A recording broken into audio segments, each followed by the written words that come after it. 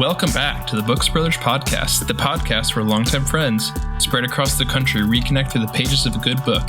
Each week, we dive into what we are reading, sharing our thoughts and perspectives, all while enjoying a few laughs along the way. Whether you're a big reader or just enjoy listening to the discussion, join us as we explore interesting topics, narratives, and connect each week. I'm Adam. I'm Garrett. I'm Rob. I'm Matt. I'm Flez.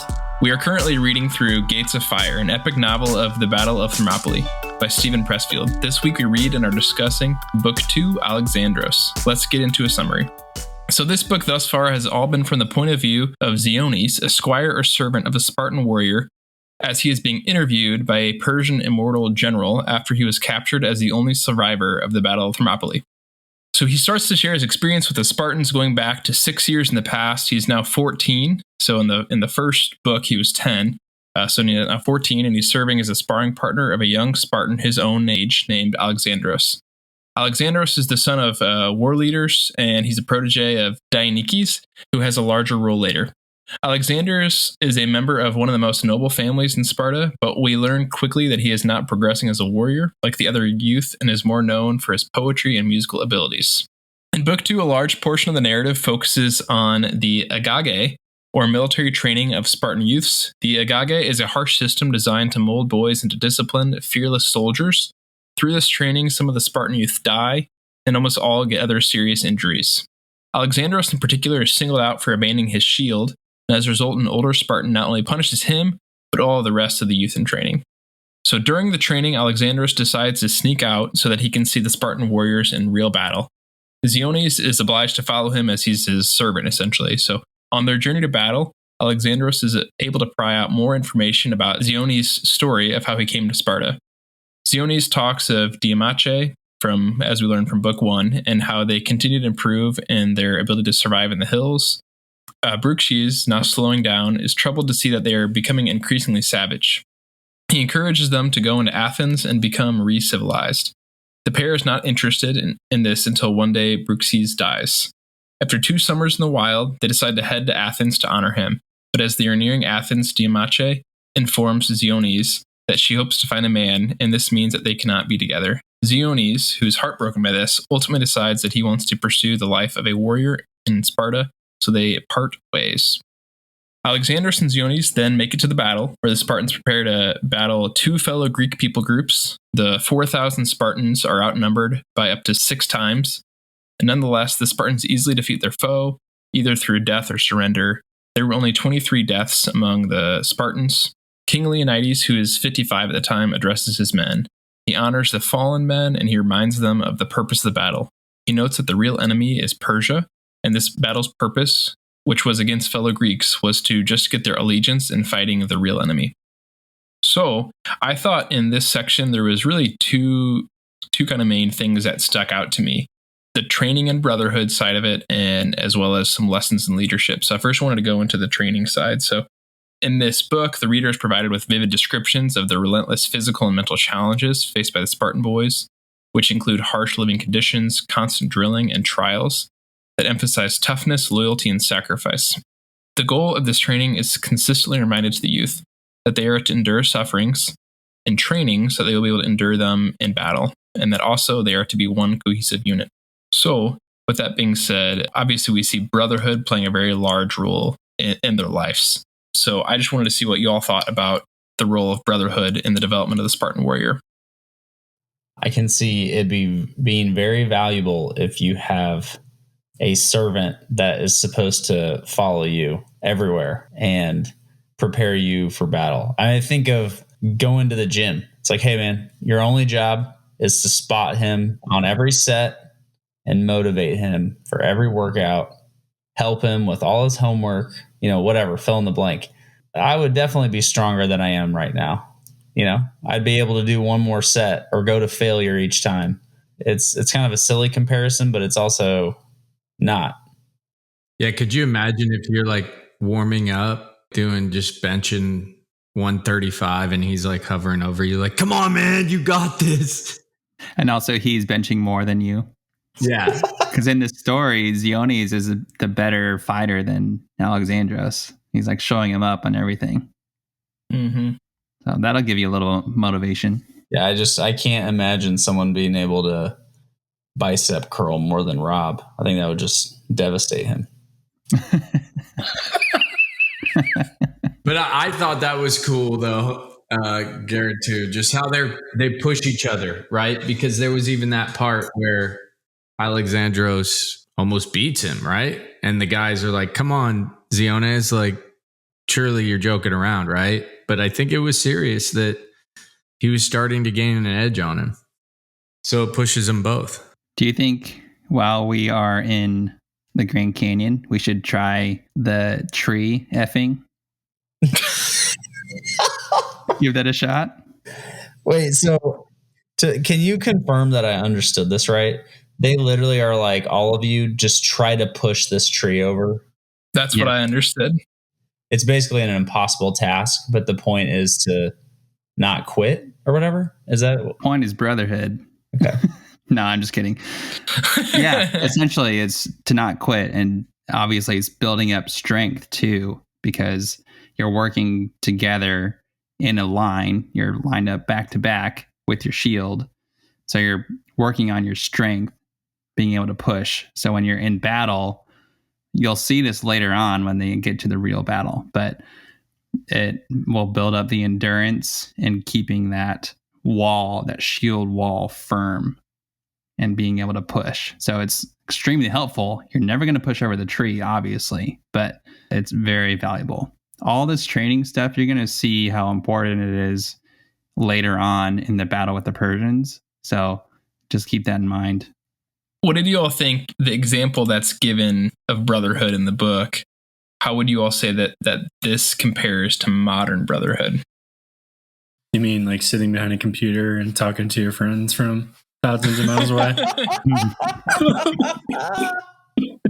Yeah. Again, it's probably not just a fair. It's just probably not a fair comparison. Yeah. Going back to last week's episode, right, where it's like we're in a day and age where we have grocery stores on every corner, so we're not having to like hunt and gather for food. So it's like we're not worried about people from the north, east, south, and west just like literally setting our neighborhoods on fire and raping our women and killing our parents and burning our churches. Yeah, but it's like if this dude was trying to beat me up every day, you know, or we were getting in fights, it's like I don't think that I would be friends with that person, you know? Like I get it. I get that they didn't have this bond.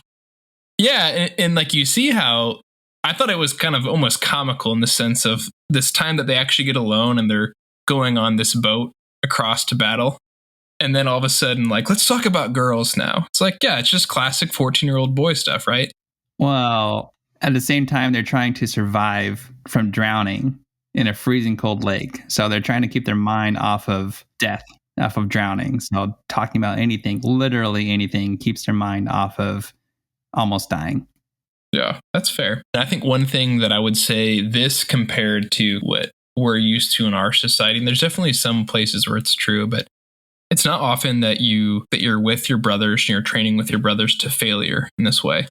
And I think that looks like two different things. Like, have you training with someone to actually see them fail at an exercise or like a lift or on a workout? And then with work too, or, you know, family, it's like, are you close enough with your brothers that you experience the lows? And a lot of people I don't think do. I think that we share the highs, we put the highs out there, but not the lows as much. And then when it comes to training, I mean, all of us obviously like worked out a lot throughout college together, but it's like most of us probably don't have training partners anymore, and it changes things.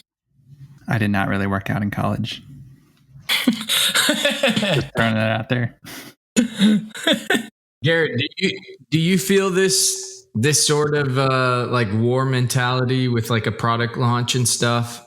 Like it's all hands on deck. You get it up off the ground. Like there's a hoorah moment. There's definitely a sense of accomplishment. I think that probably goes back to what I was talking about in the last episode, where this is not like, I'm not proud of it. Like truly, I'm like, this doesn't really matter. It's hard for me to like feel the stake in the game, and that's what I call it, a game. Like it's hard to feel like there's life and death, clear delineation of purpose, non-purpose, and what I'm doing. I don't know. Maybe I'm weird. I mean, tell me if I am, but when you guys are doing your jobs, you're like, man, like I am, like what I'm doing really matters. I personally am in a state now, the last few years, where I just like struggle with that. Honestly, one of the best things that's happened to me the last month, it has been extremely challenging. But Brooke being horribly sick has really given me some very clear and definitive purpose, because she is like non-functioning. And I am taking almost sole care of the kids, doing most things at the house, if not 99% of them. And it's like, okay, like the family will not move along unless I'm doing it. And that's really been helpful for me. But most of the time, maybe it's during the work day, I can just struggle. And I'm just being honest. I'm like, should I push my kids hard to get A's? I probably should, because that's what I'm told to do. Or like, should I teach my kids to be competitive? Because I got really overly competitive and I would yell and scream. I mean, we talked about that in the athlete mask, right? But then I'm like going to the point where it's like nothing matters. Maybe I'm just weird. No, I think what you're saying is you've gained a new rejuvenated level of perspective that allows you to look back and recognize that the things that really do matter and the things that are maybe don't matter as much in the bigger picture scheme of things. To some extent, but I think what I'm also sharing is that I'm having trouble figuring out, other than being a good dad and a good husband, what matters. Yeah. It's hard to feel like my work matters. Do you not relate? It's okay if you don't. No, I do relate. I was going to actually I was thinking of, have I felt like I've gone to war before? And yeah, my old job, paving roads across all of Kansas City, dude, it was from sun up, literally around the clock. We had night jobs. You're talking guys that you would literally go to war with every day to get them what they needed, to make sure things were moving efficiently. I mean, we had 140 trucks moving throughout the city. And it's like, if I don't do my part right, or if I don't communicate right, we're going to fail. And it's going to be really costly, and it's going to affect and have major ramifications in the city or whatever, right? And so you go to war every single day, fighting for those guys to get them what they need so that we can get the job done. And if you don't, then you're going to feel it. So like, yeah, okay, you're putting asphalt on the road, much bigger things in life than that. But I would finish my day and go to bed and be like, damn, I just went to war today with these guys. And I think that's what made me miss it so much, or like that what made me so emotional to leave, is because, okay, if you leave like a normal office job and you're like, all right, have a good life, like maybe you made some friends along the way, but man, these were more like my brothers in battle, that we were just trying to pull off some crazy stuff during the season to make it all happen for the company. And there's this great sense of camaraderie that went along with it, that I was doing it for the guy next to me. And it was more about that than about like doing it for the company. I mean, it was all for the company, but you love the guy next to you. You want to get him what he needs. Whenever I worked at FedEx, I'll never forget this. Actually, this directly relates to this book, but I saw on LinkedIn like a executive person rode with a fellow courier, and he said that we were modern day Spartans. It's just funny, but that job, yeah, I felt like I was going to war every day going to FedEx, and it was so much camaraderie. You're going in and it's like, you're all right, I got to get all this off today, and I got to pick all this stuff up from all these places, and it's the pandemic, and it's like people need all this stuff. It's a lot of necessities and a lot of violence going on the road. But yeah, no, going to war, that job, nothing will ever be like that. You're just united in that singular purpose, right? Yeah, for sure. And when you're doing that with others and you're both united in that purpose. And they talk about like comedy in this, like the soldiers giving each other trouble in like a funny way, making fun of each other. We did that at FedEx the entire time on the belt, just making fun of each other the whole time. And that laughing just kind of helps you go forward. Garrett, I can relate a little bit though to what you're saying. At least I did, feeling like work just doesn't matter. But I was actually talking with my older brother. I asked him about purpose and finding like what your ideal dream job is. But essentially, your work matters because you have a family. Your job doesn't have to be the end all. This is what I'm made for. You and I, correct me if I'm wrong, but our family, our faith is more important than the actual work that we're doing. Work is important, absolutely. It's part of our worship. It's part of what we're made to do. But the actual job itself doesn't have to be something meaningful. Sure, it has to be something good, and maybe my position is different. In project management, I can support people for what they want to get accomplished. But I don't love it. Like, that's not what I'm made to do, I don't think. But I do it well because I want to support my family and I want to support them well. So I endure work. I try to do it well so that I can be a good dad and provide for my kids and for my wife, if that makes sense. For sure. I think a lot of the faith aspect is the most helpful because I definitely have been retraining my thought process and my beliefs on the theology of work to that exact point. It's not about finding a dream job. It's the fact that we're co-creators. We're made to cultivate and create. So part of it is just straight up, having a wrong belief about, this is important because lives are being saved. This is not important because who cares about a battery powered window blind?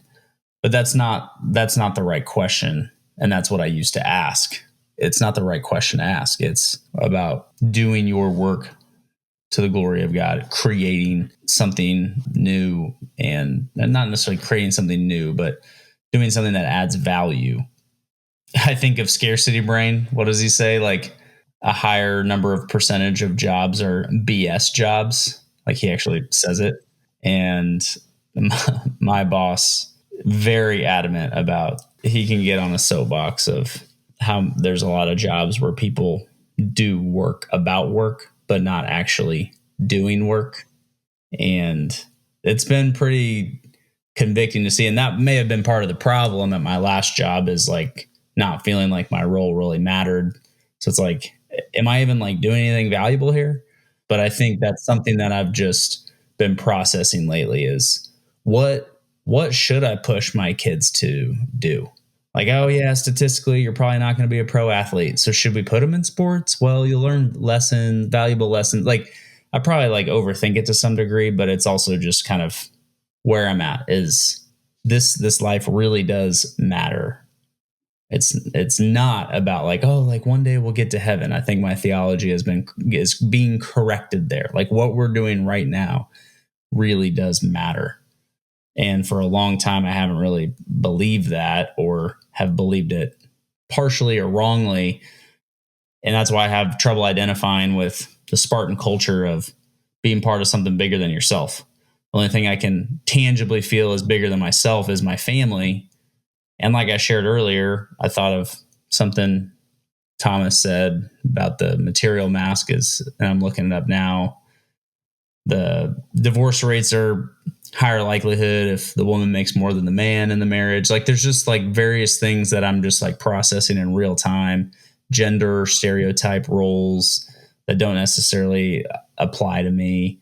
And it's kind of like really challenged. What's my purpose? What is my value in my family, at my job? Things like that. And just being honest. Ikigai. What? Ikigai. The Japanese purpose. Oh, yeah. Hey everyone, it's Matt. We're going to take a quick break from our discussion.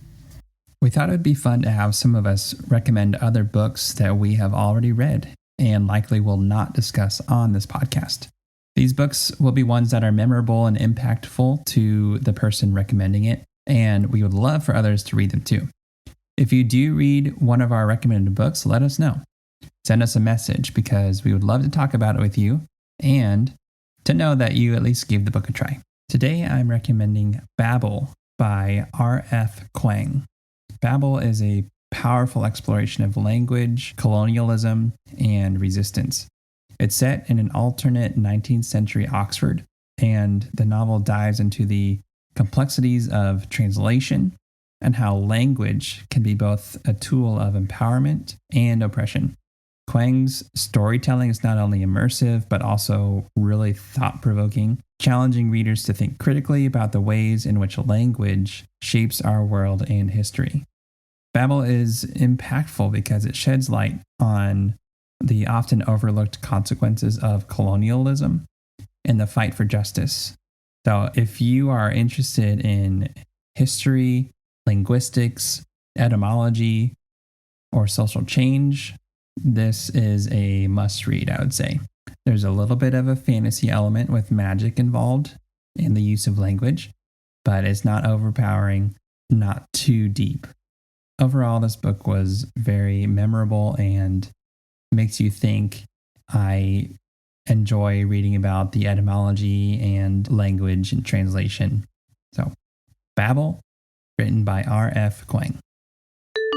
Yeah, thanks, Garrett, for sharing. And Matt, that's good input. Well, so on somewhat of a lighter note, I wanted to go into, so obviously this talks a lot about actual physical training. And so as I mentioned earlier, and as Garrett kind of already was kind of talking a little bit, we're all pretty active guys, and except for Matt. No, Matt's become... Hey, I didn't say I wasn't active. I said it didn't work out. I was very active. That's fair. But so with that being said, though, so for you all, can you share about one of your hardest training blocks, and was there any component of brotherhood involved? I pause squatted 624 one time by myself, though, so there was no brotherhood there. I just felt like saying that. 624, not 625, not 620, 624. Yeah, the conversion is weird because it's kilograms. Well, no, it's kilogram plates, so the conversion to pounds is kind of weird. Man, you know you're next level if you're squatting in the metric system. In all seriousness, yeah, I think some of my major PRs was, having spotters there I was close to those guys, yeah. And having that like aspect of like, go, you got it, all that stuff. It is helpful for sure to have your brothers there kind of fighting and screaming at you to keep pushing. So first time I ever did the Murph workout was with a buddy who was a big CrossFitter, and I had never done anything CrossFit related, and made me think of that experience because it's a good one to do with somebody else that can keep you going. Yeah, I was going to say CrossFit is probably the closest thing I could think of. Because everyone's doing the same workout. Thing. They're all about community. Yeah. It's nice that everyone does the same thing together and you're pushing each other, trying to get the workout done at a good time. I'll answer it differently. I'm going to go back about 21 years. Life-saving merit badge at Boy Scout summer camp. That was incredibly hard to even like qualify to do the life-saving merit badge. So it was like in the water, life-saving. You had to like swim 6 laps around the pool without stopping and had to do certain things. But then like they would train you how to like escape from potential people who can't swim and try to drown you.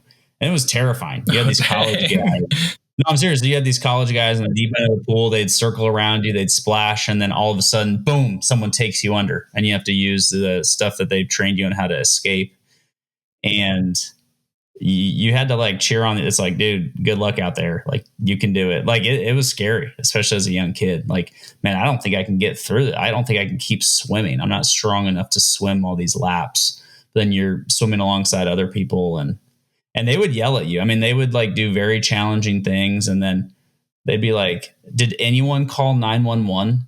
And we're like, and they're like, what are you guys thinking? You know, like they like really drove us. Like, it's like, why would you not call 911? Like, how stupid are you? You know, like, didn't we train for this? You know what I mean? Like, anyways, I just remember that being super hard. And I'm like, I don't know if I can complete this merit badge. You probably could have survived the swim like in the book too. There you go. With that merit badge. Dude, that was crazy. I just no, I'm just like, we were on a cruise a couple months ago and I'm like, oh, I kind of like this cruise because I can see land. But then I thought about it and I'm like, that is so far away. We would die. There's no way. And that's like, I can just picture their experience and the fact that they made it. And I mean, obviously they made it because it's the book, but I didn't know if they'd make it because it's kind of a depressing book. A lot of people die. A lot of people die. A lot of people die. Guys, one of my favorite memories from college is when we used to do the weightlifting competition. Oh, yeah. Dude, that was so much fun, man. We had guys every weight class, and we won like every year that we were in it, I'm pretty sure.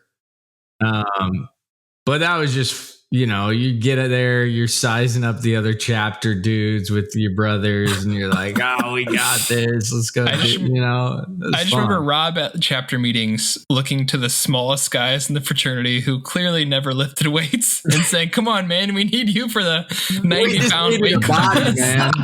Just all right, man, all you have to do is lift this 25-pound bar as many times as you can. No, Rob and I think we both organized this. You literally just had to show up. Some weight classes only had 2 or 3 people. So it's like, dude, just the fact that you're here, you got second place. Some points, yeah. Let's get into another kind of theme I saw in this chapter, and that's leadership. So in book 2, I believe there's really 2 great examples of leadership. One in the form of Dionysius and the other Leonidis. Dionysius in the way that he spent time with Alexandros, seeking to help him overcome his fears, and also in the way that he tended to men in the battle. Leonidis in the way that he put no soldiers above himself, even though he was the king, and the way he honored the fallen, and he keeps his men focused on the ultimate mission. So first with Dionysius, he serves as a mentor to Alexandros, but also inadvertently to Leonidis. Can you guys share about some of your experiences with mentorship? What benefits have you seen from it in your life? I think the thing that I can always think of is when Chris flew me and Thomas and Miles out to California in college. I think that was very life-changing. Just having him, Chris, as a mentor, and, you know, someone that's obviously very strong in his faith, but he was very active and worked out, and we all looked up to him back then. I think it modeled like, hey, you can be a bro, but also a Christian, a good dude, and a workout dude all in one. Yeah. You know what I mean? So I don't know. I think that definitely stayed with me for a while.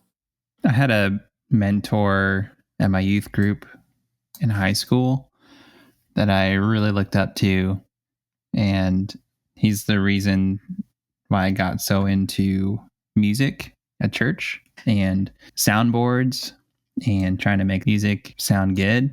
But he was also a really great mentor for my faith.